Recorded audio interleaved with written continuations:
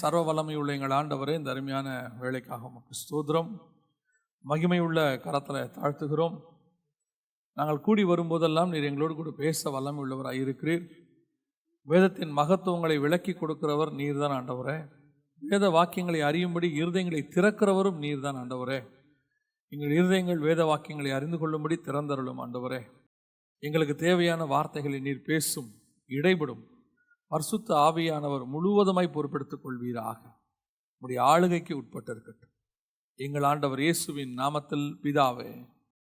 அல்லேலூயா.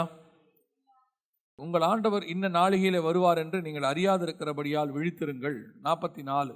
நீங்கள் நினையாத நாளிகையிலே மனுஷகுமாரன் வருவார், ஆதலால் நீங்கள் ஆயத்தமாயிருங்கள். இங்கே 2 காரியம் கொடுக்கப்பட்டிருக்கு. ஒன்று, மனுஷகுமாரன் நினையாத நாளிகையிலே வருவார் என்று நீங்கள் அறியாதிருக்கிறபடினாலே முதல்ல என்ன செய்யணும்?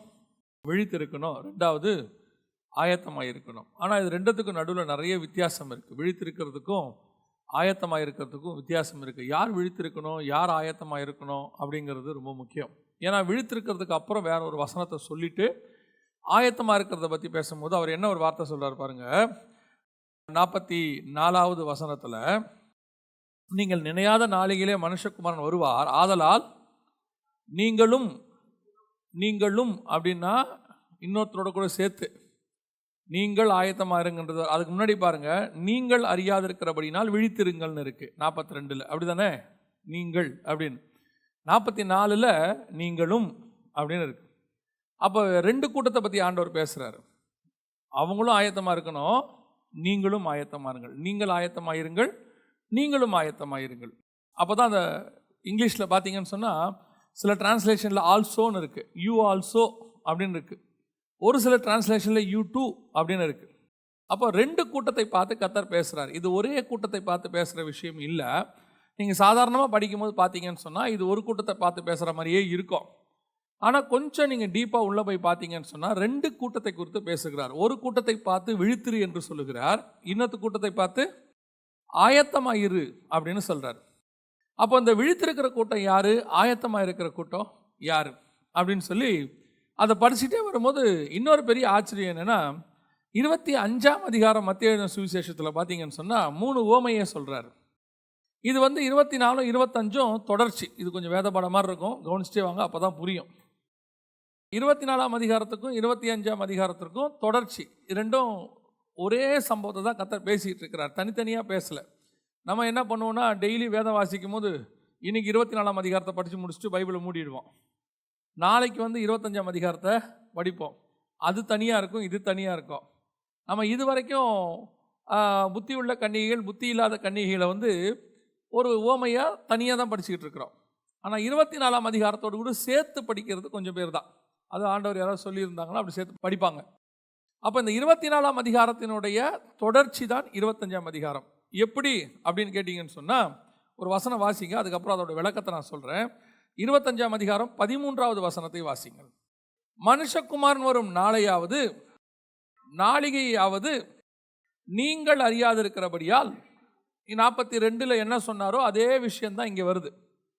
42 விழித்திருங்கள்னு சொல்லிட்டு ஒரு விஷயத்தை பேசிக்கிட்டே அப்படியே ஒரு உவமையை சொல்கிறார்.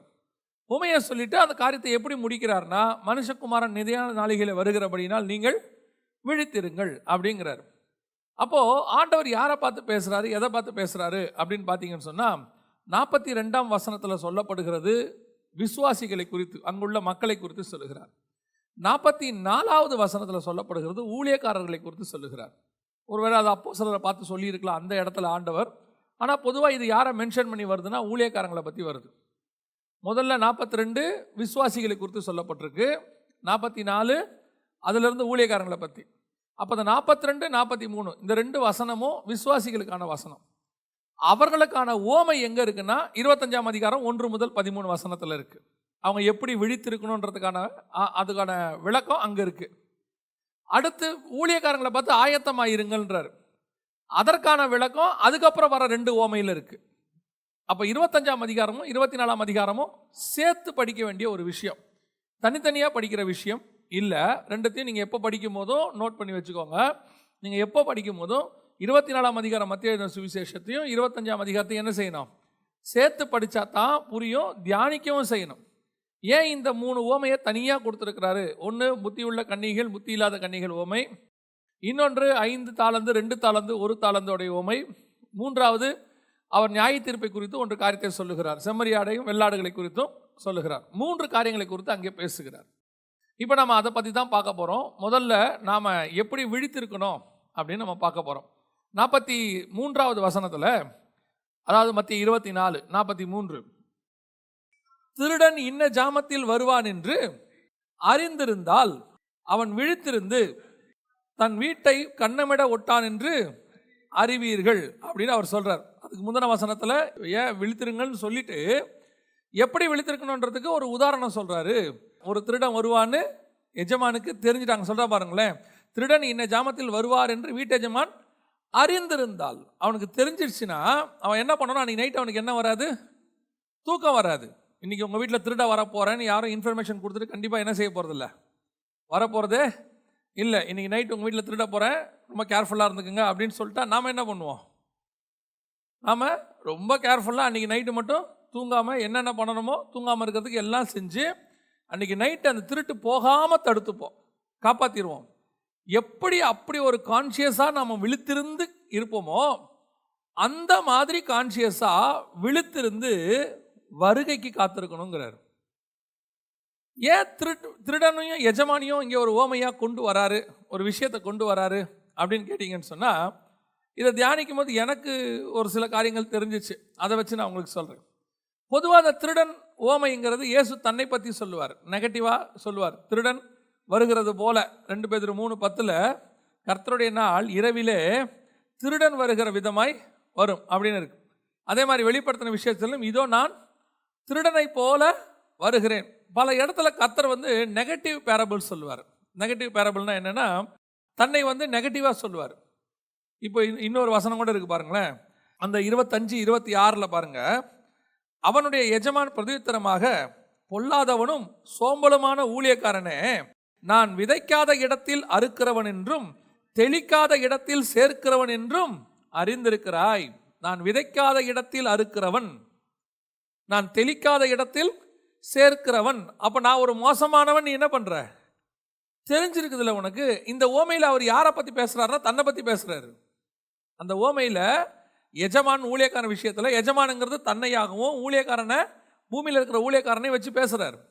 அப்போ இயேசு தன்னை பற்றி சொல்லும் போது எப்படி சொல்கிறாரு? நான் விதைக்காத இடத்தில் அறுக்கிறவன். இந்த மாதிரி நெகட்டிவாக பேரபிள் இருக்குது. ஒரு இடத்துல பார்த்தீங்கன்னு சொன்னால் பரலோக ராஜ்யத்தை புளித்த மாவுக்கு ஒப்பா சொல்வார். புளித்த மாவு என்பது ஒரு நெகட்டிவான விஷயம். புளித்த மாவு என்பது கள்ள உபதேசத்துக்கான ஒரு அடையாளம். ஆனால் அந்த எடுத்த ஆண்டவர் எப்படி பேசுகிறாரு? தனக்கு பரலோக ராஜ்யத்துக்கு கம்பேர் பண்ணி பேசுகிறார். இதெல்லாம் நெகட்டிவ் பேரபிள். இந்த மாதிரி எடுத்து ஆப்போசிட்டாக பேசுறது. அந்த மாதிரி ஒரு விஷயந்தான் தன்னை திருடன்னு ஆண்டவர் சொல்கிறது. ஒரு திருடன் எப்படி கொள்ளையிட்டு போவானோ அந்த மாதிரி நான் வருவேன் அப்படிங்கிறார். இப்போ இந்த இடத்துல சொல்லும்பொழுது எனக்கு நான் உணர்ந்த சில காரியங்கள். ஒரு திருடன் வருவானா தெரிந்து விட்டால் எப்படி அந்த வீட்டு எஜமான் முழுவதுமாய் ஒரு அவேர்னஸோட தூங்காமல் கொல்லாமல் இந்த திருட்டு போயிடக்கூடாதுன்னு எப்படி ஒரு கான்ஷியஸாக இருப்பானோ அந்த மாதிரி சபை வருகைக்கு எப்படி இருக்கணுமா? விழித்திருக்கணும் அப்படிங்கிறார். தங்கிட்ட இருக்கிறது காணாமல் போயிடாதபடி சபை பார்த்துக்கணும் அப்படிங்கிறார். இப்போ யோசிச்சு பாருங்க, நம்மளை பொறுத்த வரைக்கும் திருடனா பிசாசு. நம்மளை பொறுத்த வரைக்கும் திருடன் யாரு? பிசாசு.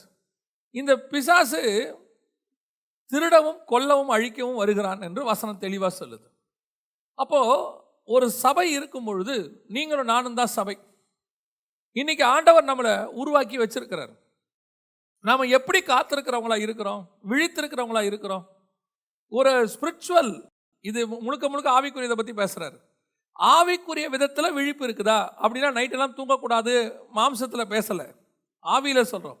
உங்கள் ஆத்மாவானது, உங்கள் ஸ்பிரிட்டானது, உங்கள் ஆவி விழித்திருக்கக்கூடியதான ஒரு சுபாவத்தில் இருக்கணும். இப்போ சங்கீதக்காரன் சொல்கிறான், நான் படுத்திருந்தாலும் என் ஆத்துமா விழித்திருக்கிறது. அந்த விழிப்பு தான் சொல்கிறார். இன்னைக்கு உலகம் சபைக்குள்ள நமக்குள்ள அதிகமாக வர தொடங்கி இருக்கிற காலம். பிசாசு என்ன பண்ணுறான்? உங்களை என்னையும் பாவம் செய்ய டிவியேட் பண்ண மாட்டான். நல்லா தெரிஞ்சுக்கொள்ளுங்க. உடனே நீங்கள் இன்னைக்கு போய் ஒரு பாவத்தை பட்டுன்னு செஞ்சிட மாட்டீங்க. உங்கள் ட்ராக்கை கொஞ்சம் மாற்றி விடுவான்.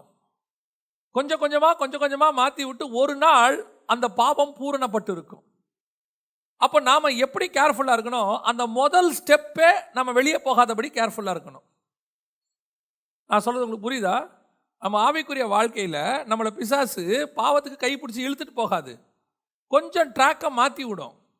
போகும்போது எப்படி இருக்கும்னு கேட்டிங்கன்னு சொன்னால் கரெக்டாக போகிற மாதிரியே தான் இருக்கும். ஏன்னா சைட்லேயும் ஒரு ஆள் வந்துக்கிட்டு இருக்கும். ஸ்பிரிச்சுவலாக எல்லாம் ஸ்பிரிச்சுவலாக இருக்கிற மாதிரியே இருக்கும். ஆனால் அவன் போகிற ஸ்பிரிச்சுவல் ட்ராக் கரெக்டாக இருக்கும், நான் போகிற ஸ்பிரிச்சுவல் ட்ராக்கு தப்பாக இருக்கும். நீங்கள் பார்த்தீங்க ட்ரெயினில் போகும்போது பார்த்தீங்கன்னா பக்கத்தில் ஒரு ட்ரெயின் ஓடிக்கிட்டே இருக்கும். 2 ட்ராக்கும் பக்கத்தில் போகிற மாதிரியே தான் இருக்கும் கொஞ்சம் நேரத்துக்கு. அந்த ட்ரெயின் பார்த்தா ஏதோ நம்ம கூட தான் வருது போல், கோயம்புத்தூருக்கு வருது போல், கன்னியாகுமரிக்கு வருது போல் நினச்சிங்கன்னா ஒரு இடத்துல அந்த ட்ராக் அப்படியே டிவியேட் ஆகி போயிட்டே இருக்கும். அது பார்த்தீங்கன்னா பாம்பே போகிற வண்டியாக இருக்கும். நம்ம நினச்சிக்கிட்டு இருப்போம் அது நம்மளும் கரெக்டாக தான் போகிறோம், அதுவும் கரெக்டாக போகிறோம்னு பார்த்தா அது வேறு ட்ராக்கு, நம்ம வேறு ட்ராக். இப்படி தான் ஆவிக்குரிய வாழ்க்கை. நாம் கரெக்டாக போயிட்டு இருக்கிற மாதிரியே தான் இருக்கும். நானும் தான் ஜெபம் பண்ணுறேன், நானும் தான் பைபிள் வாசிக்கிறேன், நாங்கள் எல்லாம் ஒன்றா தான் இருக்கோம், ஒரே சர்ச்சில் தான் இருக்கிறோம். எல்லாரும் இன்னும் சொல்லப்போனால் ஒரு படி மேலே போய் நம்ம எல்லாம் அந்நிய பாஷை பேசுகிறோம், எல்லாருமே பரிசுத்தாவியில் நிரம்பி இருக்கிறோம், எல்லாரும் பேசும்போது நானும் பேசுகிறேன். இது எல்லாம் பரலோகத்துக்கு போகிறதுக்கான குவாலிஃபிகேஷன் இல்லை. இப்படி இருந்து காணாமல் போவதற்கும் வாய்ப்பு இருக்கிறது. 3.5 வருஷம் எல்லா சீஷரும் நடந்த மாதிரியே தான் யூதாஸும் நடந்தார். எந்த மாற்றம் இல்லை, யாருக்கும் தெரியல. யூதாசு ட்ராக் மாறினது யாருக்குமே தெரியல. இயேசு கிறிஸ்து ஒருத்தருக்கு மட்டும்தான் தெரியுது, வேற யாருக்கும் தெரியல. அவர் போய் ஆசாரியர்கள்ட்ட பேசினது, பிஸ்னஸ் பேசினது, 30 வெள்ளிக்காசு வாங்கினது எதுவும் யாருக்கும் தெரியல. எல்லாரும் என்ன நினைக்கிறாங்க? இந்த 11 பேர் மாதிரி தான் அவனும் ஒரு அப்போஸ்தலன். எல்லாரும் கேட்குறாங்க நானான்னு. ஒருத்தன் கூட யூதாசான்னு கேட்கல.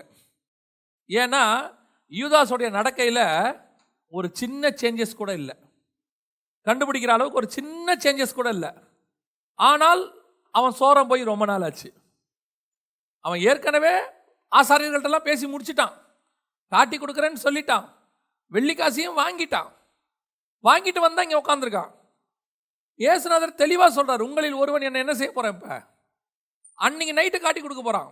இயேசு சொல்றார், நீ போய் செய்வதை துரிதமாய் செய். எல்லாம் ஓகே தான். ஆனால் இப்போ யோசிச்சு பாருங்க, கூட இருக்கிற சீஷர்களுக்கு ஒரு ஹிண்ட் கூட தெரியல பாருங்க. அப்போ என்ன நம்ம பார்க்கும்போது எப்படி நினைக்கிறோம்? த மோஸ்ட் ஸ்பிரிச்சுவல் பர்சன், எல்லாம் பர்ஃபெக்டாக இருக்கு, கரெக்டாக இருக்கு. ஆனால் ஒரு நாள் வந்தது, ஒரு நாள் ராத்திரி தெரியுது, இவன் யார் கிடையாது, இவன் நம்மளை போல உள்ளதான அப்போஸ்தலன் கிடையாது, இவன் ஒரு திருடன் அப்படின்னு தெரியுது. இதுதான் ஆவிக்குரிய வாழ்க்கையினுடைய பிரச்சனை. பல நேரங்களிலே நமக்கு தெரியாது, நம்ம ட்ராக் மாறினதே தெரியாது. நாம் நினச்சிக்கிட்டு இருக்கிறோம் விழித்திருக்கிறோன்னு. ஆனால் பல நேரங்களிலே நம்முடைய பொக்கிஷங்கள் காணாமல் போய் கொண்டிருக்கிறது. நாம் வருகைக்கு ஆயத்தப்படுறோம் நினச்சிக்கிட்டு இருக்கிறோம், ஆயத்தப்பட்ட மாதிரி நினச்சிக்கிட்டு இருக்கிறோம். இன்னும் ஒரு சிலருக்கெல்லாம் இந்த வருகைக்கான ஒரு 2-3 நாள் கூட்டத்தை அட்டன் பண்ணி ஜாம் பண்ணிட்டாங்கன்னா வருகையில் போயிடுவோன்னு கன்ஃபார்ம் பண்ணிடுறான். என்ன முடிவு பண்ணிடுறாங்க அப்படின்னா, நாங்கள் தான் மீட்டிங்கில் அட்டன் பண்ணோமே, நாங்கள் எல்லா மீட்டிங்கும் ரெகுலராக அட்டன் பண்ணுறோம். நல்லது, நான் குறையா சொல்லலை. ஆனால் விழித்திருத்தல் ரொம்ப இம்பார்ட்டன்ட். இதுக்கு எக்ஸாம்பிளாக தான் கர்த்தர் என்ன பண்ணுறாரு, உவமையாக எதை கொண்டு வர்றாரு? 1ஆம் அதிகாரம் 13ஆம் வசனம் வரைக்கும் 25வது அதிகாரத்தை கொண்டு வர்றாரு. பரலோக ராஜ்யம் எதற்கு ஒப்பாய் இருக்கிறது அப்படின்னு சொல்லி அவர் சொல்றாரு, 10 கன்னிகைகளுக்கு. இந்த 10 கன்னிகைகளுடைய உவமை நம்ம எல்லாரும் படிச்சிருக்கோம், எத்தனையோ தடவை என்ன பண்ணியிருக்கிறோம், செய்தி கேட்டிருக்கிறோம், எல்லாம் இருக்குது. புத்தி உள்ளவர்கள், புத்தி இல்லாதவர்கள் நாம் கேட்டிருக்கிறோம். புத்தி உள்ளவங்களுக்கும் புத்தி இல்லாதவங்களுக்கும் என்ன வித்தியாசம்? ஏன் அவங்கள புத்தி உள்ளவங்க நம்ம சொல்கிறோம்? அவங்க என்ன வச்சுருந்தாங்க?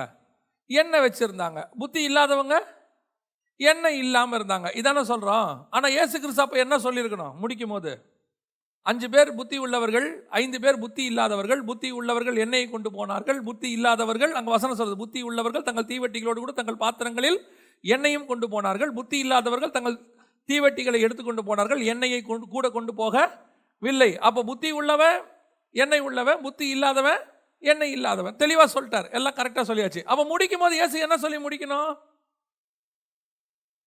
எல்லாரும் போகும்போது என்ன கொண்டு போங்க? எண்ணெய் கொண்டு போங்க. அது ரொம்ப முக்கியம் தானே முடிக்கணும். ஆனால் வசனத்தில் என்ன சொல்லி முடிக்கிறாரு? 13வது வசனத்தில், மனுஷகுமாரன் வரும் நாளிகையாவது நீங்கள் அறியாது இருக்கிறபடியால் விழித்திருங்கள். அப்படிலாம் சொல்லக்கூடாதுல்ல. மனுஷகுமார் வரும் நாளையாவது நீங்கள் அறியாது இருக்கிறபடியினால் தேவையான அளவுக்கு எண்ணெய் கொண்டு போங்கள். அப்படிதானே சொல்லணும். அதானுங்க அட்வைஸ். இப்போ அங்கே பிரச்சனை என்ன? எண்ணெய் இல்லைன்றதான பிரச்சனை. ஆனால் இயேசுநாதர் சொல்றது அதுக்கு ரெமிடி என்னன்னா, விழித்திருங்கள்ன்ற ரெமிடி இல்லை. அவர் நியாயமாக என்ன சொல்லணும்? எண்ணெய் கொண்டு போங்கள் தான் சொல்லியிருக்கணும். அவர் என்ன சொல்றாரு? விழித்திருங்கள். அப்போ பிரச்சனை எண்ணெய் கொண்டு போகாதது மட்டுமல்ல,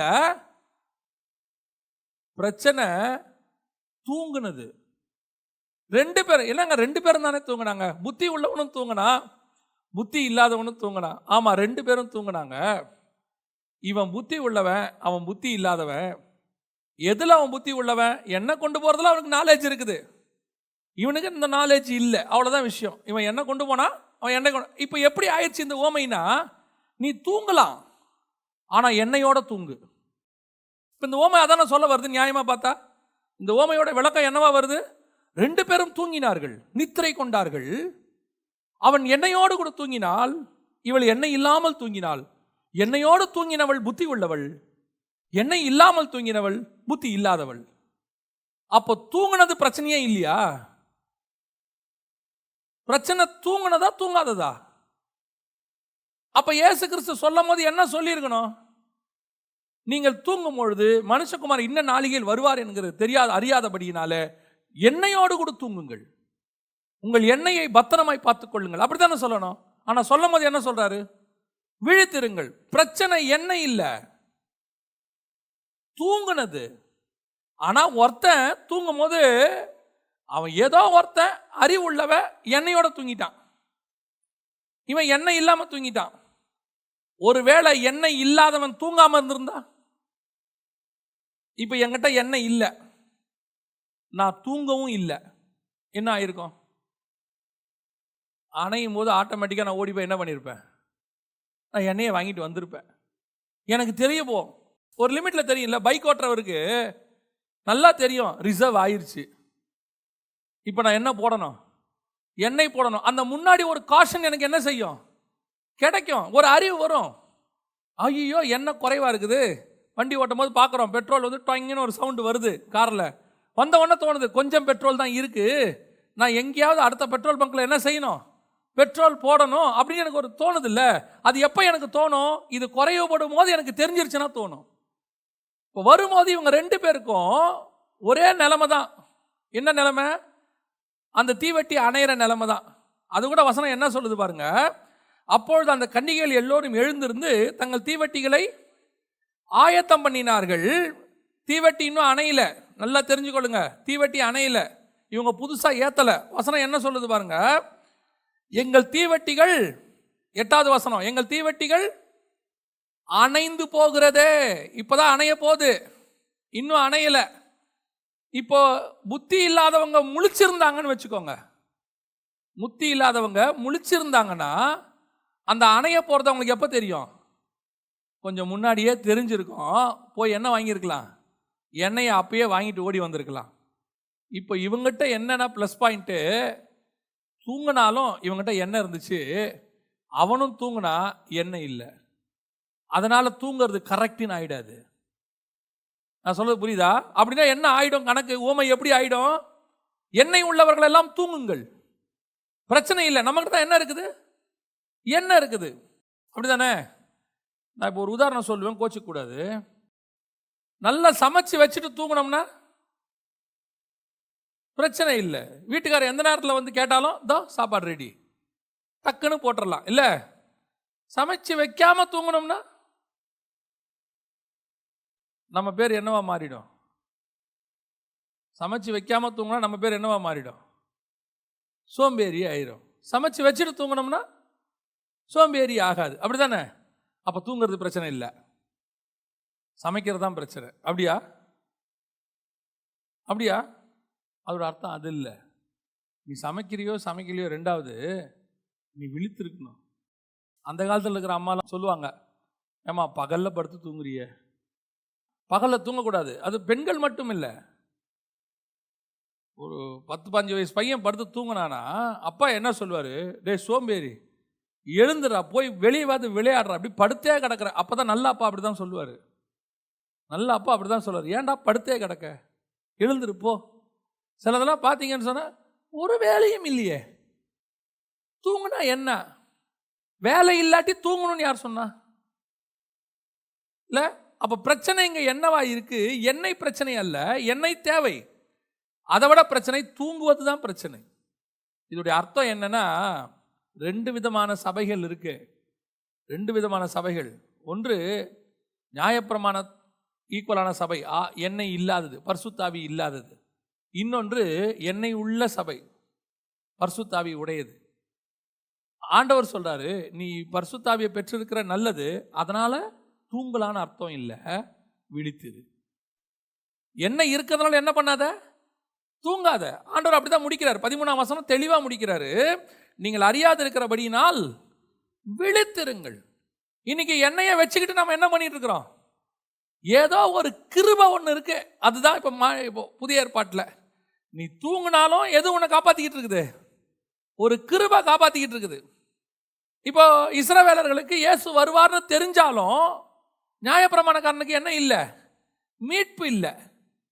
இப்போ பாருங்க, ஒரு சிலர் ஒருத்தர் சொன்னார், டிவியில் இன்டர்வியூவில் சொன்னார், நீங்க யாரை பார்க்க விரும்புகிறீர்கள்? யாரை பார்க்க விரும்புகிறீர்கள்? உலகத்தில் இருக்கிறதுலையே நீங்க எந்த விஐபியை பார்க்க ஆசைப்படுறீங்க அப்படின்னு கேட்குறாங்க. கேட்ட உடனே அந்த செலிபிரிட்டி சொல்றாரு, இயேசு கிறிஸ்து மீண்டும் வருவார்னு சொல்றாங்க, நான் திரும்பி வரப்போகிற இயேசு கிறிஸ்துவை பார்க்க விரும்புகிறேன். இப்போ இயேசு வருவார்னு அவருக்கு தெரியுமா தெரியாதா? தெரியும். ஆனால் நீங்க காத்திருக்கிறதுக்கும் நான் காத்திருக்கிறதுக்கும் அவர் காத்திருக்கிறதுக்கும் வித்தியாசம் இருக்கு. அவரும் இயேசு வருவார்னு அவருக்கு என்ன செய்யுது? தெரியுது. அவரும் பார்க்க என்ன செய்யறாரு? ஆசைப்படுறாரு. உங்களுக்கும் எனக்கும் தெரியும் இயேசு வருவார்னு, நாமளும் காத்திருக்கிறோம். ஆனா அவர் காத்திருக்கிறதுக்கும் நாம காத்திருக்கிறதுக்கும் வித்தியாசம் இருக்குது. அவர் எண்ணெய் இல்லாதவர், நான் எண்ணெயோடு கூட இருக்கிறவன். அவன் அபிஷேகம் இல்லாதவன், நான் அபிஷேகத்தோடு கூட இருக்கிறேன்.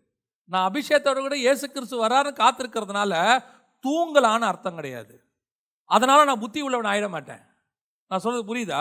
இப்போ நான் பரிசுத்தாவியை பெற்றுக்கொண்டேன், எனக்கு புத்தி வந்துருச்சு, கர்த்தருடைய கிருபை, அவரை அறிகிற அறிவு வந்துருச்சு, எனக்கு அந்த நாலேஜ் கொடுத்துட்டார் ஆண்டவர், நம்ம எல்லாருக்கும் கொடுத்துட்டாரு, புத்தி உள்ளவங்க ஆயிட்டோம், பரிசுத்தாவியை பெற்றுக்கொண்டோம், எல்லாம் ஓகே. ஆனா தூங்கலான்னு அர்த்தம் கிடையாது. இயேசு சொல்றாரு, நீயும் தூங்காத. எண்ணெய் இல்லாதவன் தூங்குற மாதிரி எண்ணெய் இருக்கிறவன என்ன செய்யாத?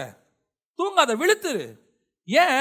நீ தூங்குனா உன் ஆவிக்குரிய பொக்கிஷம் கொள்ளையடிக்கப்படும், உன் ஆவிக்குரிய பொக்கிஷம் காணாமல் போகும். பிசாசு களைகளை கொண்டு வந்து விதைப்பானா. ஒரு ஓமையில கேட்கிறாங்க எஜமான பார்த்து, நீர் நல்ல நிலங்களை அல்லவா, நல்ல விதைகளை அல்லவா விதைத்தீர், எப்படி களைகள் வந்தது? ஆனா வசனம் பார்த்தீங்கன்னா அந்த எஜமான் திருப்பி சொல்ல மாட்டார், நீங்க தூங்கினால தான் விதைச்சான்னு. ஆனா அந்த ஓமையில இருக்கும், அவனுடைய வேலைக்காரர்கள் நித்திரை மயக்கம் கொண்டார்கள், சத்ரு வந்து களைகளை விதைத்தான் இருக்கு. எப்ப நம்ம தூங்குறோமோ அப்போ நம்முடைய பொக்கிஷம் காணாமல் போகும். எப்ப தூங்குறோமோ அப்பொழுது களைகள் விதைக்கப்படும். இன்னைக்கு நிறைய ஆவிக்குரிய சபை தூங்குது, நிறைய சபை தூங்குது. சபை விழித்திருக்கிற சபையா இருக்கணும். அதான் எப்பவும் சொல்லுவேன், பிசாசு 24 மணி நேரம் விழிச்சிருக்கிறான் பாருங்க, பார்த்துருக்கீங்களா? அவன் தூதன், தள்ளப்பட்ட தூதன், அவன் ஸ்பிரிட்டு, அவன் விழிச்சிருக்கான். உடனே சொல்லுவான் நமக்கு ஒரு பதில் எல்லாரும், அவன் தூதன், ஸ்பிரிட்டு, அவன் விழிச்சிருக்கான். நாம மாம்சத்தில் இருக்கிறோம், நம்மளால அப்படி முடியுமா? பிசாசுக்குரியது எல்லாம் 24 மணி நேரம் முழிச்சிருக்கு. பிசாசு மட்டும் 24 மணி நேரம் முழிக்கல, பிசாசுக்கு உரியதும் 24 மணி நேரம். இன்னைக்கு இந்த பூமியில 24 மணி நேரமும் சினிமா ஓடுதா இல்லையா? 24 மணி நேரம் சினிமா ஓடுதா இல்லையா? 24 மணி நேரமும் கிளப்பு திறந்துருக்கா இல்லையா? எத்தனையோ நாட்டில் 24 மணி நேரமும் பார் திறந்துருக்குது. எத்தனையோ நாட்டில் 24 மணி நேரமும் பாவத்துக்கு வழி இருக்கா இல்லையா?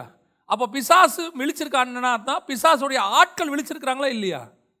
டிவிக்காரங்க நீங்கள் எடுத்துக்கோங்க, ஒரு நம்ம ஊர் சேனல் எடுத்துக்கோங்க, 24 ஹவர்ஸ் ஓடிக்கிட்டே இருக்கா இல்லையா?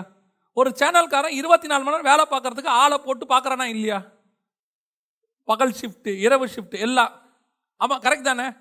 பிசாசுக்குரியதெல்லாம் 24 மணி நேரம் வேலை செய்யும் போது தேவனுக்குரியது 24 மணி நேரம் வேலை செய்யணுமா இல்லையா? இருக்கணும் தானே? அப்ப சபை எப்படி இருக்கணும்? 24 மணி நேரமும் எப்படி இருக்கணும்? விழித்து இருக்கணும். சபை, நம்ம சபை அப்படி திறந்துருக்குதா? நான் உடனே சபை 24 மணி நேரம் திறந்து வச்சிருக்காங்க. இல்லை, சபைனா நம்ம தான். நான் கட்டடத்தை திறந்து வைக்கிறீங்களான்னு கேட்கல, நம்ம தான். நான் படுத்திருந்தாலும் என் ஆத்மா எப்படி இருக்கணும்? விழிச்சிருக்கணும், கான்சியஸாக இருக்கணும். இயேசு கிறிஸ்துவானவர் பகலெல்லாம் ஊழியம் செய்தாரா? இரவெல்லாம் வசனம் என்ன சொல்லுது? ஜெபம் பண்ணினார். எப்போ தூங்கினார்னே தெரில. அதிகாலையில் ஏஞ்சி போனால் அவர் உட்காந்து ஜெபம் பண்ணிட்டு இருக்கிறார். இருட்டோட ஜெபம் பண்ணிட்டு இருக்கிறார். அவர் சொல்றாரு, எனக்கு காலை தோறும் பிதா எழுப்புகிறாருங்கிறார். எப்போ போய் தேடினாலும் நைட்டு போய் பார்த்தா ஜெபம் பண்ணிட்டு இருக்கிறார். இயேசு தூங்கினதை படக்க தவிர வேற எங்கேயுமே அவனுக்கு பார்த்துருக்க மாட்டானுங்க. நீ இவனுங்க தூங்கின பிறகுதான் அவர் தூங்குவார் போல, இவனுங்க எழுந்திரிக்கிறதுக்கு முன்னாடி ஏஞ்சிருவார் போல. இவனுங்க இயேசு தூங்கினார்னு எங்கேயுமே ரிஜிஸ்ட்ரேஷன் இல்லை. அந்த படகுல தூங்கினார்னு ஒரு ரிஜிஸ்ட்ரேஷன் இருக்கு, அவ்வளோதான். மற்றபடி வேற எங்கேயும் ரிஜிஸ்டரே பண்ணல இயேசு தூங்கினார்னு. தூங்கியிருப்பார் கண்டிப்பா. இயற்கை பிரமாணத்தை மாற்ற மாட்டார் ஆண்டவர். அவரும் தூங்கியிருப்பார் கண்டிப்பா. என்ன, இவங்க எல்லாம் தூங்கின பிறகு அவர் தூங்கியிருப்பார் போல. ஜமகம் பண்ணிட்டு கொஞ்சம் லேட்டா. இவங்களுடைய தூங்குற அவர்ஸும் அவருடைய தூங்குற அவர்ஸும் குறைவு. ஆனால் வசனம் சொல்றது, இஸ்ரவேலை காக்கிறவர் உறங்குவதும் இல்லை தூங்குவதும் இல்லை. இன்னைக்கு சபை நித்திரை மயக்கம். கேட்டால் நாங்கள் புத்தி உள்ள கன்னிகை. ஏன்பா? நாங்கள் எண்ணெயெல்லாம் ரெடி பண்ணிட்டோம், அதனால தூங்குறோம். நம்ம அது இப்போ நமக்கு குவாலிஃபிகேஷன் ஆயிடுச்சு. எது? பரிசுத்த ஆவியை பெற்றது ஒரு குவாலிஃபிகேஷன். ஒரு நல்ல சபையில் இருக்கிறது குவாலிஃபிகேஷன். ஒரு நல்ல ஊழியக்காரனை தெரிஞ்சு வச்சிருக்கிறது குவாலிஃபிகேஷன். கேட்டால் நாங்கள் போயிடுவோம், எங்கள் சபை போயிடும். ஏன்? எங்கள் சபையில் நல்ல நல்ல செய்திலாம் கொடுப்பாங்க. நாம் முழிச்சிருக்கிறோமா? ஆண்டவர் சொல்றாரு, உன் தீவெட்டி உனக்கே தெரியலப்பா, அணைஞ்சிக்கிட்டு இருக்குது கொஞ்சம் கொஞ்சமா. புத்தி உள்ளவனுடைய தீவட்டியும் அணையிற நிலைமையில் தான் இருந்துச்சு. கரெக்ட் தானே? அந்த ஓமையில் புத்தி இல்லாதவனை விடுங்க, அவன் தான் புத்தி இல்லாதவன் ஆயிட்டானே. புத்தி உள்ளவன்னு சொல்றவனோட தீவட்டி எப்படி இருக்குது? அணையிற நிலைமையில் இருக்குது. ஒரே ஒரு காரியத்தில் நீ தப்பிச்சுக்கிட்ட, என்னன்னா உன் கையில் என்ன இருந்துச்சு. வேற ஒரு உங்களுக்கும் புத்தி இல்லாதவனுக்கு வேற வித்தியாசமே கிடையாது. இன்னைக்கு நிறைய ஆவிக்குரிய சபையில் அப்படித்தான் இருக்கு. யாருக்கிட்டையுமே பல பேரை பார்க்கிறோம், என்ன இருக்கு, பரிசுத்த ஆவியானவர் சபைக்குள்ள இருக்கிறாரு. ஆனா சபை அணையிற நிலைமையில் இருக்கு, செய்தி அணையிற நிலைமையில் இருக்கு. உட்காந்து பேசி பாருங்க, பேசி பார்த்தா தான் தெரியுது அவங்களோட நிலைமை என்னன்னு. என்னை எதுக்கு ஆண்டவர் கொண்டு வந்து ஒரு சபைக்குள்ள வச்சிருக்கிறாருன்னா, என் ஆவிக்குரிய வாழ்க்கையின் வளர்ச்சிக்காக வச்சிருக்கிறாரு. நான் புத்தி உள்ள கன்னிகைன்னு சொல்லிட்டு, பரிசுத்த ஆவியை பெற்றுக்கொண்டேன்னு சொல்லிட்டு சபையில் உட்காந்து தூங்குற சபையா இருந்துச்சுன்னா நான் அந்த சபையில் இருந்தா என்ன பிரயோஜனம்? இன்னைக்கு நிறைய புத்தி உள்ள கன்னிகை தான், ஆனா நித்திரை மயக்கத்தில் இருக்குது. இயேசு சொல்றாரு, எண்ணெயை வாங்கிக்கோன்னு சொல்லல, அவங்க தான் சொல்றாங்க. புத்தி உள்ள கன்னிகை தான் சொல்றாங்க, விற்கிறவங்ககிட்ட போய் என்ன செய்யுங்க, வாங்கிக்கங்க. ஆனா இயேசு சொன்னது எண்ணெயை வாங்கிக்கன்னு சொல்லல. இயேசு சொல்றாரு, நீ என்ன செய்ய, விழித்திருந்து ஜெபம் பண்ணு.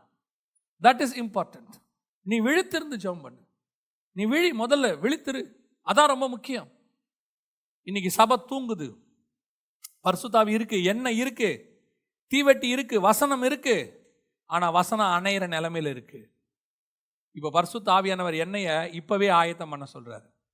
நீ சவுண்டு வந்த பிறகு ஆயத்தம் பண்ணாத. மனுஷகுமாரன் வருகிறார் என்று சவுண்டு வந்த பிறகு ஆயத்தம் பண்ணாத, இப்பவே ஆயத்தமாயிரு.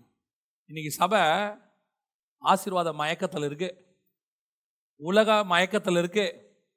இன்னைக்கு சபை எதில் இருக்குது? பலுகி பெருகிற மயக்கத்தில் இருக்கு.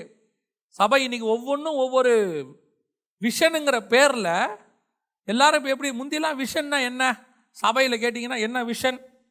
எப்படியாவது ஒரு 1000 ஆத்துமா, ஒரு 500 ஆத்துமா, ஒரு 100 பேர் ஞானஸ்தானம் எடுக்கணும், ஒரு 100 பேர் பரிசுத்த ஆவியின் அபிஷேகம் பெறணும், 10 இடத்துல வீட்டு கூட்டம் ஆரம்பிக்கணும். இதுதான் 20 வருஷம் 25 வருஷத்துக்கு முன்னாடி சபையினுடைய விஷன். எழுதியே போட்டிருப்பாங்க, அப்படிதான் போட்டிருப்பாங்க. இப்போ விஷன் கேளுங்க, எப்படியாவது இடம் வாங்கணும், எப்படியாவது ஒரு பெரிய சர்ச்சு கட்டணும், எப்படியாவது ஒரு மிகப்பெரியதான 3 அடுக்கில் கட்டணும்.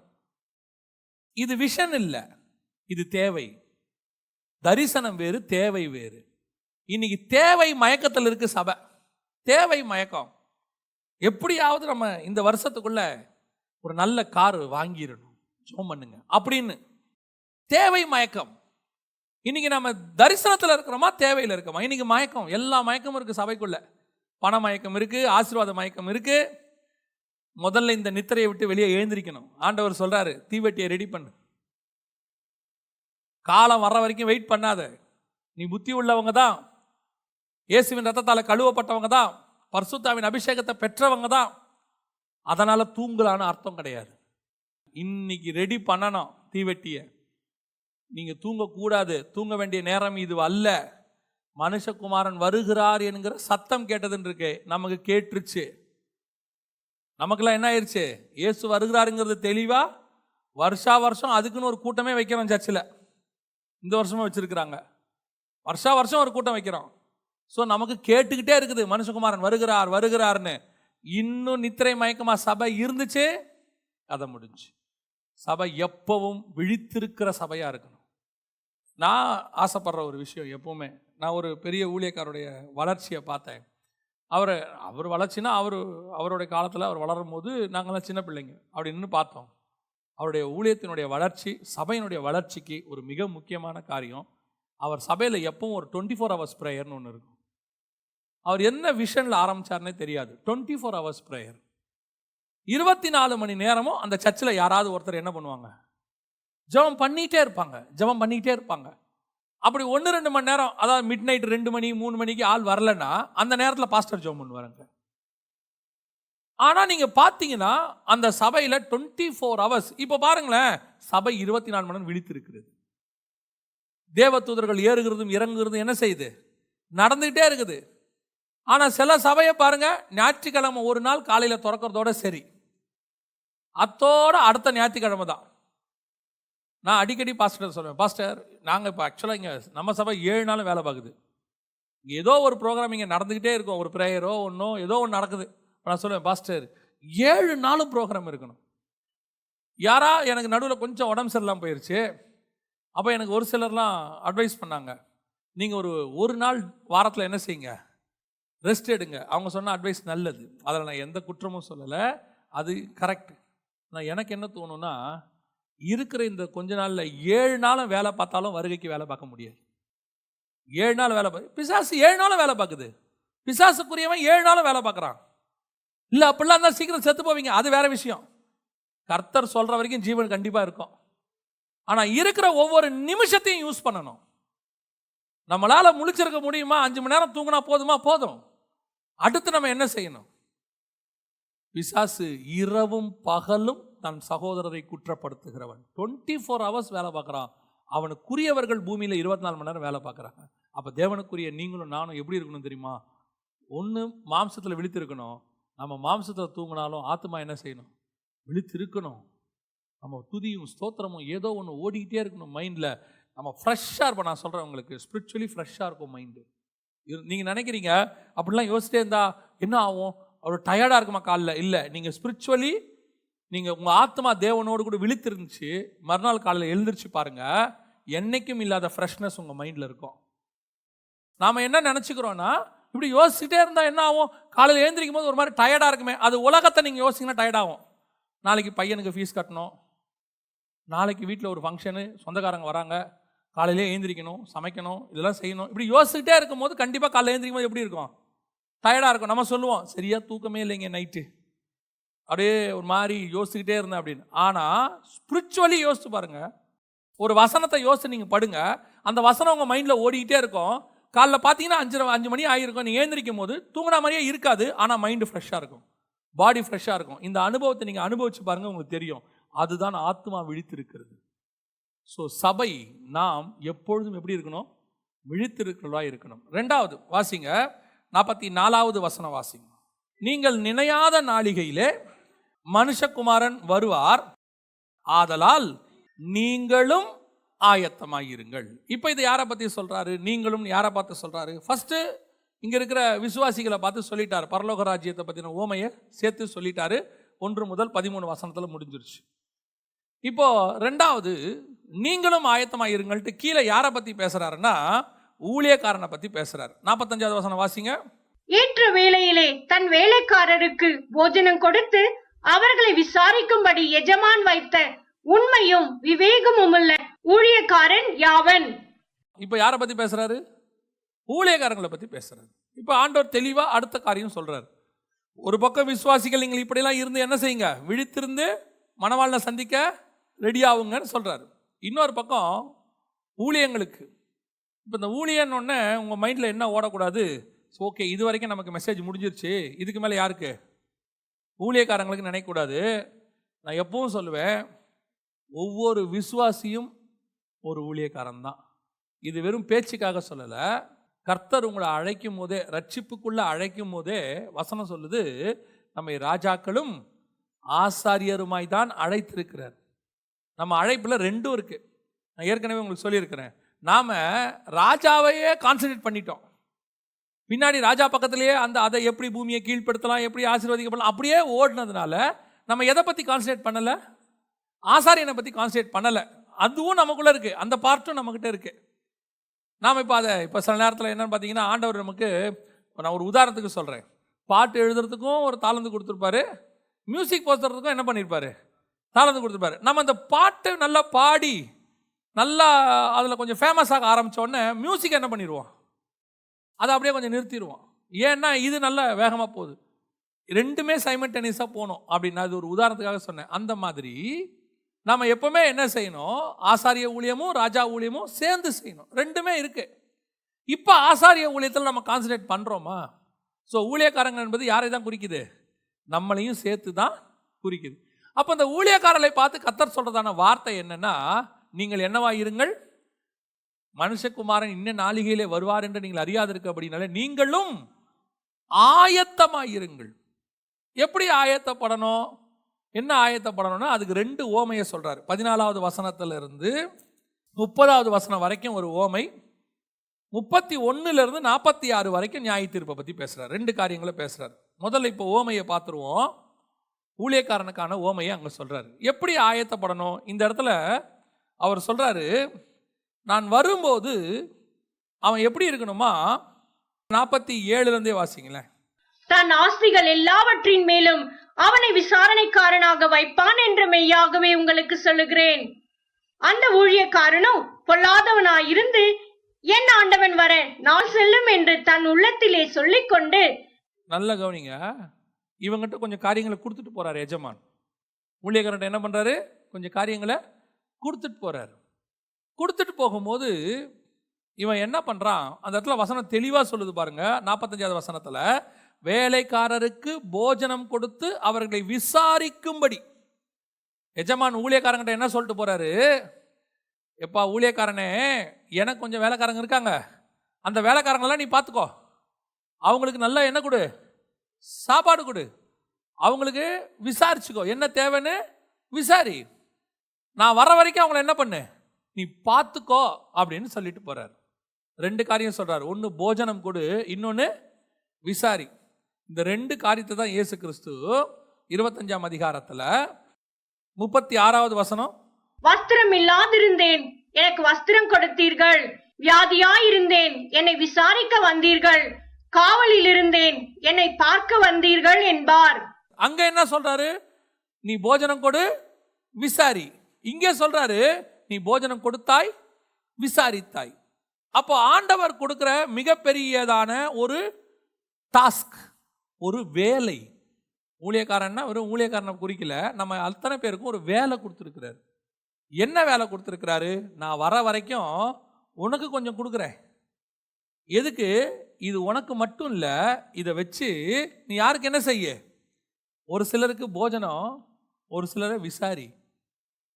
இன்னைக்கு நம்மகிட்ட இருக்கிற மிகப்பெரியதான டிராபேக் ஒன்று இருக்கு.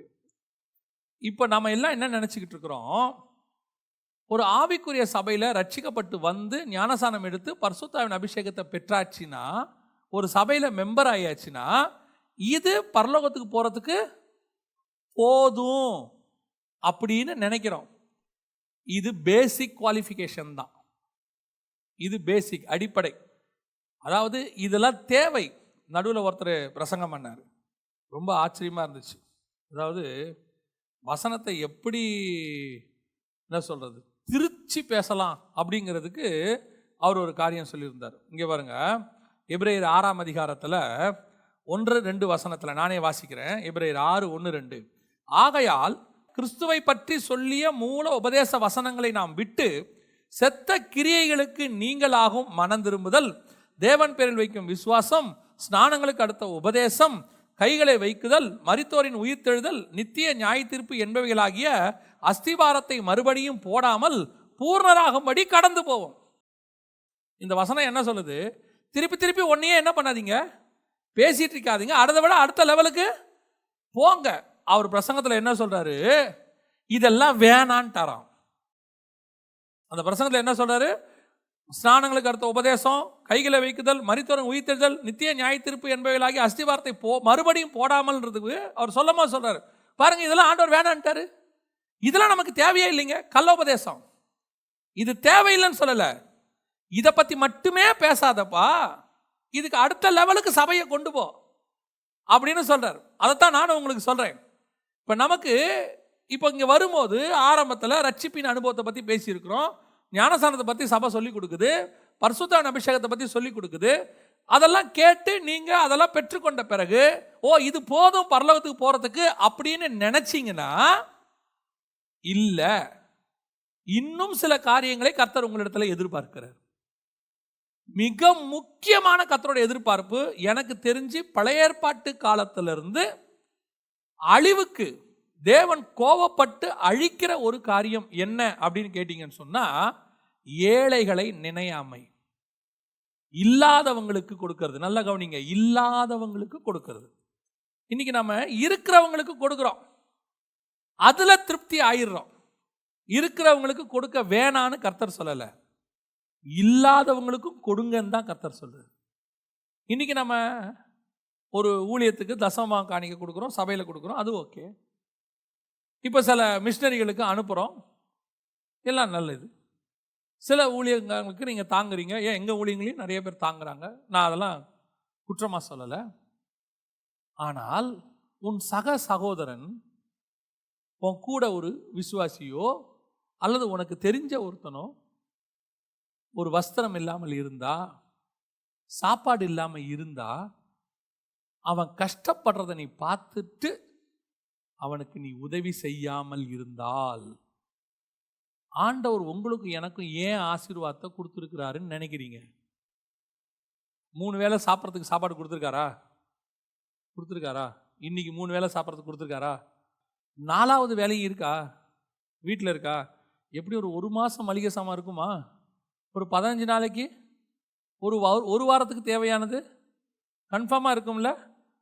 ஆனால் நமக்கு தெரிஞ்ச ஒருத்தன் சாப்பாடு இல்லாமல் இருக்கான்ல, அவனுக்கு என்ன பண்ணுவோம்? குச்சி கொட்டுவான். பாவம், அவருக்கு சாப்பாடே இல்லையாமா. ஜோம் பண்ணுவோம். ஆண்டவர் சொல்றாரு, நரகத்துக்கு போயிடுவடா, நரகத்துக்கு போயிடுவேன். ஆக்சுவலாக வசனத்தின்படி கர்த்தருடைய திட்டம் என்னன்னா, இன்னைக்கு அரசியல்வாதிலாம் பேசுறாங்க பாருங்க, சமத்துவம் சமத்துவம் சமநீதி அப்படின்றாங்கல்ல, இதையெல்லாம் 2000 வருஷத்துக்கு முன்னாடியே பைபிள் பேசி பிடிச்சிருச்சு. ஆண்டவர் சொல்றாரு, உங்ககிட்ட இருக்குதா, எடுத்து எல்லாருக்கும் சமமாக கொடு. உனக்கு நீ உனக்கு தேவையானதை சாப்பிடு, மற்றவனுக்கும் கொடு, இல்லாதவனுக்கு கொடு, அவனுக்கு ஒரு ட்ரெஸ்ஸை வாங்கி கொடு, அவனுக்கு ஒரு சாப்பாடு கொடு. வியாதியஸ்தம் ஒருத்தர் இருக்கிறான், விசாரி போய். ஆனால் இன்னைக்கு சபை என்ன இருக்கு? Spiritually strong. அவர் அந்நிய பாஷை பேசினார்னா 1 மணி நேரம் பேசுவார், சாப்பாடு இல்லாதவனை பார்த்தா தள்ளி போயிடுவார். இப்ப ஆண்டவர் எதை உன்ன கேட்கிறாரு? அந்நிய பாஷை பேச வேணான்னு சொல்லல. திருப்பி நான் சொல்றது நல்லா தெரிஞ்சுங்க. உடனே ஜெகன் பிரதர் வந்து பரிசுத்த அபிஷேகத்தையே வேணாங்கிற. இல்ல இல்ல இல்ல, இது எவ்வளவு முக்கியமோ அவ்வளவு முக்கியம் நீ அவனையும் விசாரிக்க வேண்டியது. Very important. நீ ஆயத்தமாயிருன்னு சொல்றாரு, நீங்களும் ஆயத்தம். எது ஆயத்தம்? எது ஆயத்தம்? தீவட்டியை நீ ரெடி பண்றது ஆயத்தம் மட்டும் இல்ல, மற்றவனுக்கு கொடுத்து இயேசு வரும்போது உன் பலன்களை பெற்றுக்கொள்வதற்கு நீ ஆயத்தமாக இருக்கணும். நம்ம போன பிறகு கொடுக்க சொல்லி கர்த்தர் சொல்லல. மனுஷகுமாரன் நினையாத நாளிகையில் வருகிறபடியினாலே இப்பவே கொடுங்கிறாரு. ஏன்னா உன் பலன் எப்ப வரும்னு உனக்கு தெரியாது. அவர் எப்ப வேணாலும் வருவார். அவர் வரும்போது உனக்குள்ள ஒரு ஆயத்தத்தை எதிர்பார்க்கிறார். என்ன ஆயத்தம்? உனக்கு உண்டானவைகள் நீ கொடுக்கும்போது உங்ககிட்டையும் ரொம்ப வெயிட் இருக்காது பாருங்க. நம்மளாம் சொல்றது என்ன? நமக்கே கொஞ்சமாக தான் இருக்கு, ஆண்டவர் சொல்றாரு, அவனுக்கு கொஞ்சம் கூட இல்லை, கொஞ்சம் கூட இல்லை. கவனிங்க. அப்ப நம்ம என்ன யோசிக்கிறோம்? இப்ப இது எல்லாத்தையும் இவ்வளவு பார்க்கிறோமே, என்னைக்காவது யாருக்காவது கொடுக்கணும்னு தோணுதா? தோணும். அது பிஞ்சு பிதாரியாகி நஞ்சு கிழிஞ்சு அதுக்கு மேல அதை யூஸ் பண்ண முடியாதுன்ற ஒரு நிலை வரும்போது யாராவது ஏழைகள் இருக்கிறாங்களா? நடந்த ஒரு சம்பவம், இந்த தானே புயல்னு ஒன்று அடிச்சது ஞாபகம் இருக்குதா உங்களுக்கு? அப்போ நாங்கள் என்ன பண்ணுறோம், கொஞ்சம் திங்ஸ் எல்லாம் கலெக்ட் பண்ணி அரிசி எல்லாம் ஒரு டன்னு, ஒரு லாரியில் டன்னுலாம் அரிசி வாங்கி, அப்புறம் துணியெல்லாம் வாங்கிட்டு தெரிஞ்சவங்ககிட்டலாம் துணி சொல்கிறோம் கொடுங்க அப்படின்னு. கடலூரில் கொண்டு போய், அங்கே தான் ரொம்ப பாதிப்பு அந்த டைம், கொண்டு போகலான்னு சொல்லிட்டு போகும்போது என் மைண்டில் தோணுது, எல்லா துணியும் நம்ம அப்படியே எடுத்துன்னு போகிறோமே, அங்கே போய் பிரிக்கிறது கஷ்டம். அதனால் நம்ம எங்கேயாவது வழியில் நின்று இந்த சைஸ் வாரியாக பிரிச்சுருவோம், அப்போ கொடுக்கறது ஈஸியாக இருக்கும்னு சொல்லிட்டு மூட்டையை பிரிக்கிறோம். இவங்கெல்லாம் எவ்வளவனுங்க நல்லவனுங்கன்றது எனக்கு அன்னைக்கு தான் கண்டுபிடிச்சேன் நான். அதெல்லாம் கறி துணிக்கு கூட யூஸ் பண்ண முடியாதுங்க, கறி துணிக்கு கூட யூஸ் பண்ண முடியாது. எங்கடா டிஸ்போஸ் பண்ணுறதுன்னு பார்த்துருக்கானுங்க. நாங்கள் அவனுங்களுக்கு குப்பை தொட்டியாக தெரிஞ்சிட்டோம், தூக்கி போடுறான்ட்டு. இவனுங்களுக்கு ஒரு பெருமை வேற, இதில் நாங்கள் ஏழைகளுக்கு கொடுத்தோம், ஒரு பலனும் உனக்கு அதில் கிடைக்க போகிறதே கிடையாது. அவர் பார்க்குறாரு, ஆண்டவர் பார்க்குறாரு, நாங்கள் ஏமாந்துருவோம். ஒரு மூட்டை கொடுத்துட்டீங்கன்னு நாங்கள் ஏமாந்துருவோம், நீங்கள் என்ன நோக்கத்தில் கொடுக்குறீங்கன்னு. நினையாத நாளிகையில் ஒருத்தர் வருவர் இருக்கிறாரு, அவருக்கு தெரியும் நீ என்ன பேசிஸில் கொடுக்குறேன்னு. கவனிங்க, ஆண்டவருக்கு பிடிக்காத ஒரு காரியம் சோதோம் இருக்கு இல்லையா? சோதோம் ஏன் கர்த்தர் அழிச்சாரு? நம்ம என்ன சொல்கிறோம், ஏன் சோதோம் அழிச்சாரு? ஓரின சேர்க்கை பாவம், அப்படிதானே சொல்கிறோம். இது நமக்கு தெரிஞ்ச காரியம். தெரியாத காரியம் ஒன்று இருக்கு, வாசிங்க. எசேக்கியேல் 16:49 வாசிங்க. இதோ கர்வமும் ஆகார திரட்சி, என்னது? கவனிங்க, அந்த வேர்டை கவனிங்க. ஆகார, நிறைய சாப்பாடு. சோதோம்ல இருந்தது என்னது? நிறைய சாப்பாடு. அப்ப நிறைய சாப்பாடு பாவமா? நிறைய சாப்பாடு பாவமா? பாவமா இல்லையா? இல்ல. நிறைய சாப்பாடு எப்படி பாவமாகும்? கர்த்தர் தான் சொல்றாரு, உன் தேசத்தை நான் ஆசீர்வதித்து உனக்கு நீ 100 அத்தனையான பலனை கொடுக்கும். ரெகோபோத்துல சொல்றேன். அப்ப ஆசீர்வாதம், அந்த பலன் கொடுக்கிறது ஆகார திரட்சி பாவமா? இல்ல, ஆகார திரட்சி பாவம் இல்ல. உங்க வீட்டில் டேபிள் மேல நல்ல சாப்பாடு இருக்கிறது பாவம் இல்ல. ஒரு மூட்டை அரிசி இருக்கிறது பாவம் இல்ல. தொடர்ந்து வாசிங்க. ஆகார திரட்சியும் நிர்விசாரமான சாங்கோபாகமும் ஆகிய இவைகளே உன் சகோதரியான சோதோமின் அக்கிரமம். இவைகளே அவளிடத்திலும் அவள் குமார்த்திகளிடத்திலும் இருந்தன. சிறுமையும் எளிமையும் மாணவனுடைய கையை அவள் பலப்படுத்தவில்லை. அவங்களுடைய கைகளை என்ன செய்யல? பலப்படுத்தல. உங்ககிட்ட ஆகார திரட்சி இருக்கிறது தப்பு இல்லப்பா. ஆனா உன் பக்கத்துல ஒரு சாப்பாடு எல்லாம் ஒருத்தன் உட்காந்துருக்கான் பாரு, அவனை நீ நினைக்கல, அதுதான் பாவம். ஆண்டவர் எதுக்கு உனக்கு நிறைய கொடுக்கிறாரு? உனக்கு, உன் பிள்ளைகளுக்கு, பிள்ளைகளின் பிள்ளைகளுக்கு 4 தலைமுறைக்கு சொத்து சேர்த்து பானையில போட்டு புதையெல்லாம் பூமி கடியில புதைச்சிட்டு போறதுக்கு இல்லை. அந்த காலத்தில் அதான் செய்வாங்க. அப்படியே புதைச்சி பானையில போட்டு ஒரு பெட்டியில போட்டு, ட்ரங்க் பெட்டியில போட்டு மண்ணு கடையில் புதைச்சிட்டு சாகும் போது மூச்சு நிற்கும் போது கூப்பிட்டு சொல்றது, ஒரு புதையல் வச்சிருக்க பின்னாடி தோட்டத்தில் தோண்டி எடுத்துக்கணும். நம்ம நினைச்சுக்கிறோம் 3 தலைமுறைக்கு 4 தலைமுறைக்கு. இந்த தலைமுறையில் உன் பக்கத்தில் ஒருத்தன் சாப்பிடாம இருக்கான்ல, நீ அவனுக்கு கொடுக்கல, அவனுக்கு ட்ரெஸ் வாங்கி கொடுக்கல. ட்ரெஸ் இல்லாதவனுக்கு சொல்றேன், சிலது இருக்கிறவனுக்கே செய்யும், அது வேற ஒரு டிக்கெட் இருக்கு. இது எப்படி தெரியுமா? இருக்கிறவனுக்கே கொண்டு போய் கொடுத்துக்கிட்டே இருக்கும். ஏன்? அவங்க எதை திருப்பி தருவாங்க. பிரதிபலன் எதிர்பார்த்து செய்யற ஒரு கும்பல் இருக்கு. இவ்வளோ செய்யறோம், ஒரு நாள் நமக்கு திருப்பி செய்யாமையா போயிடுவாங்க. செய்யலன்னு வச்சுக்கோங்க, ஒரு நாள் பேச்சு வரும், எவ்வளோ செஞ்சேன்னு தெரியுமா, எவ்வளோ கொடுத்தேன்னு தெரியுமா, ஈவிரக்கமே இல்லாம ஒன்னும் கொடுக்காம போயிருச்சு, அட்லீஸ்ட் ஒரு கம்மலாவது கொடுத்துருக்கலாம். நீ யாருக்கு செய்யற? பிரதிபலனை எதிர்பார்த்து செய்யற, அது பிரயோஜனம் இல்லை. அதுல ஒரு பிரயோஜனமும் இல்லை. ஏன்னா உங்ககிட்ட உதவி வாங்குற வேணா உன் உதவியை பார்ப்பான், ஆனா நீ செய்யறத கர்த்தர் பார்த்துக்கிட்டு இருக்காரு. எதுக்கு செய்யறேன்னு பார்க்கறாரு. பிரதிபலன் எதிர்பார்த்து செய்யறியா? அதுக்கு தான் எளியவனுக்கு. ஏன்னா அவன் திருப்பி செய்ய முடியாது பாரு. அவன் திருப்பி செய்ய முடியாதவனுக்கு தான் நீங்க செய்யணும். ஏன்? அங்கதான் உங்களுக்கு பிரதிபலனே இருக்காது. நீங்க யோசிச்சு பாருங்க, நம்ம ரோட்ல நிற்கும் போது இந்த இதுல சிக்னல்ல வந்து யாராவது கேட்குறாங்க, போட்டுட்டு நினைக்கிறீங்களா எப்படியா இருந்தாலும் இவன் பணக்காரனாகி ஒரு நாள் நான் வரும்போது கதவை தட்டி திருப்பி கொடுப்பான்னு? அன்னையோட அவர் என்ன செஞ்சிடறான்? அந்த செகண்டோட மறந்துடுறோம், அவ்வளோதான், முடிஞ்சிருச்சு. இதுதான் பிரதிபலன் எதிர்பார்க்காம செய்யறது. இது உன் சகோதரனுக்கும் செய்யணும். சபையில் இருக்கிறவங்கள பார்க்கணும். யாராவது வந்து உங்களை கேட்பாங்கன்னு வெயிட் பண்ணாதீங்க. அதனால உட்காந்து தேடவும் செய்யாதீங்க. யார் யாரெல்லாம் காசு ரொம்ப கம்மியாக இருக்கீங்க, அது இல்லை. உனக்கு தெரிய வந்தால் ஒருத்தர் சாப்பாடு இல்லாமல் தோணுது, பிள்ளைக்கு ஃபீஸ் இல்லாமல் தோணுது அப்படின்னா இதில் ஒன்றுமே அவசியமே இல்லை. என்கிட்ட இருக்கா, இந்தா வச்சுக்க, அவ்வளோதான். என் பிள்ளைக்கு ஃபீஸ் கட்டிட்டேன், உன் பிள்ளைக்கு ஃபீஸ் கட்டுறதுக்கு இந்தா, முடிஞ்சிச்சு. அதுதான் சொல்கிறேன், கடன் வாங்கி செஞ்சிடாதீங்க. அதையும் சொல்கிறேன். இன்னொரு குரூப் இருக்குது, இவனுக்கு வந்து பயங்கரமான இறக்க சுபாவம். எங்கேயாவது கையெழுத்து போட்டு கடனை வாங்கி இங்கே செஞ்சுருவான். அப்புறம் இங்கே பார்த்தா இவர் வீட்டில் கடன்காரன் வந்து நின்றுட்டு இருப்பாங்க. அன்றைக்கி ஒருத்தர் வந்து எங்கிட்ட சொல்கிறார், 3 லட்ச ரூபா கடன் ஆகி போச்சு. ஏன்னு கேட்டேன். அதில் ஒன்று கூட நான் வாங்கலை பாஸ்டர். என்ன பண்ணீங்க? ஃப்ரெண்ட்ஸுக்கெல்லாம் கையெழுத்து போட்டேன். அப்போ அனுபவிங்க. இறக்க சுபாவம் இருக்கணும். இயேசுநாதர் தெளிவாக சொல்கிறாரு, புறாக்களை போல கபடற்றவர்களாய் இருங்கள், சர்வத்தை போல வினா உள்ளவர்களாயும் இருங்கள். சாப்பாடு இல்லாதவனுக்கு சாப்பாடு கொடுங்க, தப்பு கிடையாது. ட்ரெஸ் இல்லாதவனுக்கு ட்ரெஸ் கொடுங்க. வியாதியாஸ்தானே விசாரிங்க.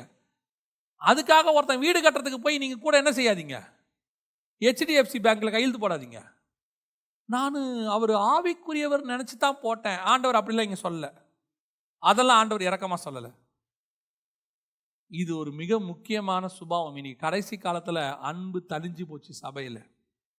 சகோதரனை பார்க்குறோம், சக ஊழியக்காரனை பார்க்குறோம். சிலர்லாம் வந்து நம்மக்கிட்ட இருக்கிற இந்த இறக்க சுபாவத்தை யூஸ் பண்ணி நம்மக்கிட்ட வந்து காசு வாங்கவே வருவான். ஒரு குரூப் இருக்குது. எதுக்கு சொல்கிறேன், அதுலேயும் கொஞ்சம் ஜாக்கிரதையாக இருந்துங்க.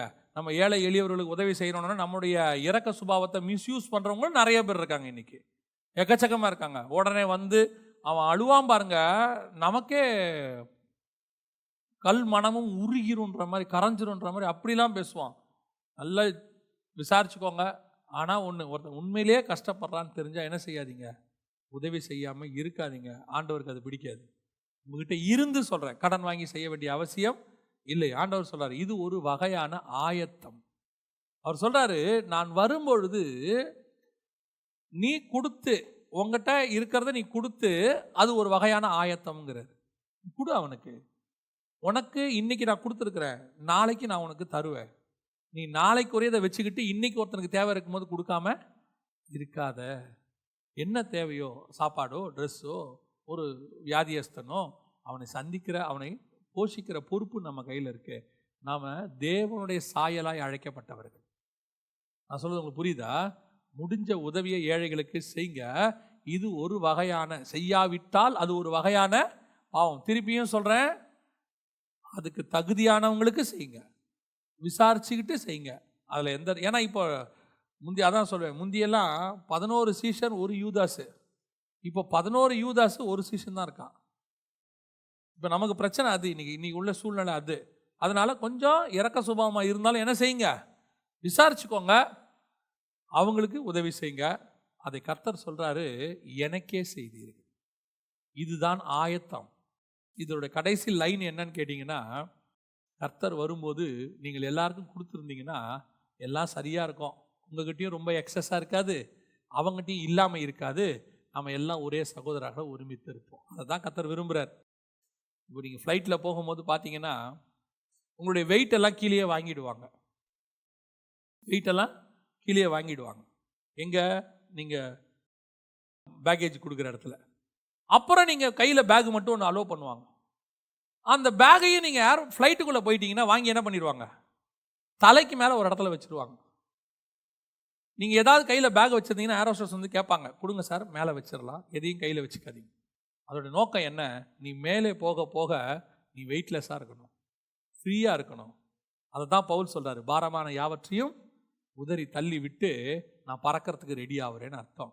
வருகையில் போகிறவனுக்கு நமக்கு தேவைக்கு அதிகமான எந்த ஒரு காரியமும், ஆஸ்தியோ சம்பாத்தியமோ ஆகாரமோ எதுவுமே தேவைக்கு அதிகமாக இருக்கக்கூடாது. நமக்கு இன்னைக்கு ஆண்டவர் கொடுத்துருக்காரு, போதும், ஸ்தோத்திரம், பிரைஸ் தி லார்ட். ஒரு மாதத்துக்கு கொடுத்துருக்காரா, வச்சிருக்கிறீங்களா? அந்த நேரத்தில் இன்னைக்கு சாப்பாடு இல்லைன்னா அரிசி இல்லைன்னு ஒருத்தன் வரானா, ஒரு 2 கிலோ அரிசி வாங்கி கொடுக்குறது ஒரு தப்பே கிடையாது. இல்லையா உங்கள்கிட்ட வாங்கி கொடுக்க முடியல, வீட்டில் ஒரு 10 கிலோ அரிசி இருக்கா, ஒரு 1 கிலோ அரிசியை தூக்கி இந்த கையில் வச்சுக்க, போ சாப்பிடு, அவ்வளோதான், முடிஞ்சிச்சு. இதை கர்த்தர் விரும்புகிறார். நீ வச்சுக்கிட்டு இல்லைன்னு சொல்கிற பாரு, சிலதெல்லாம் நல்லதை வச்சுக்கிட்டு கெட்டதை கொடுக்கும், அதையும் கர்த்தர் பார்க்குறாரு. சிலது தன்னோடதை வச்சுக்கும், மற்றவங்களது எடுத்து கொடுக்கும். அதில் ஒரு கோஷ்டி இருக்கு. என்ன தவிர எனக்கு வேற ஒன்றும் இல்லை, ஏதாவது வந்தால் உங்களுக்கு தரேன், வந்தால் தரேன் அப்படின்னா என்ன அர்த்தம்னா எங்கிட்ட இருக்கிறத தரமாட்டேன்னு அர்த்தம். எல்லாத்தையும் யார் பார்க்குறா? ஆண்டவர் பார்க்குறாரு. எதை கொடுக்கணும், எதை கொடுக்கக்கூடாது உங்களுக்கு தெரியணும். யாருக்கு கொடுக்கணும், யாருக்கு கொடுக்கணும். ஆனால் ஒருத்தனுக்கு இல்லைன்னு தெரிஞ்சா, சாப்பாட்டுக்கோ வஸ்திரமோ அல்லது மருத்துவ உதவியோ, என்ன கேட்டிங்கன்னா கொஞ்சம் எஜுகேஷனல் உதவி கூட உங்கள் பிள்ளைகளுக்கு நீங்கள் என்ன செய்யலாம். இது கர்த்தருக்கு பிரியமான காரியம். அல்லேலூயா. இதுதான் ஆயத்தம்னு ஆண்டவர் சொல்றார். ஒன்று விழித்திருங்கள், இன்னொன்று ஆயத்தமாயிருங்கள். நாம ஜெபம் பண்ணுவோமா? நம்ம தேவ சமூகத்தில் ஜெபம் பண்ணுவோமா? எல்லா கண்களையும் மூடுவோம், ஆண்டவர் நோக்கி பார்ப்போம். Thank you Holy Spirit. நன்றி ஆவியானவரே, நீர் நினையாத நாளிகையில் நீர் வரப்போகிறீர் ஆண்டவரே. நீர் வரும் பொழுது உம்மை சந்திப்பதற்கு நாங்கள் ஆயத்தமாயிருக்க, ஒவ்வொரு நாளும் நாங்கள் விழித்திருக்க, நாங்கள் தூங்கினாலும் எங்களுடைய ஆத்மா விழித்திருக்கட்டும் ஆண்டவரே. எங்கள் ஆத்மா விழித்திருக்கட்டும். எங்கள் படுக்கையிலும் உம்மை நினைக்க எங்களுக்கு கிருபை பாராட்டும் ஆண்டவரே. உம்முடைய அந்த வருகை நிமிஷத்தை, நினையாத நாளிகையை நாங்கள் தவற விட்டு விடாதபடிக்கு, அந்த இமை பொழுதை தவற விட்டு விடாதபடிக்கு எப்பொழுதும் காத்திருக்கிற ஒரு அனுபவத்தை நாங்கள் பெற்றுக்கொள்ள கிருபை பாராட்டுங்கப்பா ஆண்டவரே. நாங்கள் தூங்கும் போது கூட உங்கள் பிரசன்னம் எங்களை மூடி இருக்கட்டும், எங்கள் படுக்கையை சுற்றிலும் இருக்கட்டும்ப்பா. காலையில் நாங்கள் எழுந்திருக்கும் போது உங்கள் கூடவே சஞ்சரிக்கிறவங்களா காணப்படுவோமே.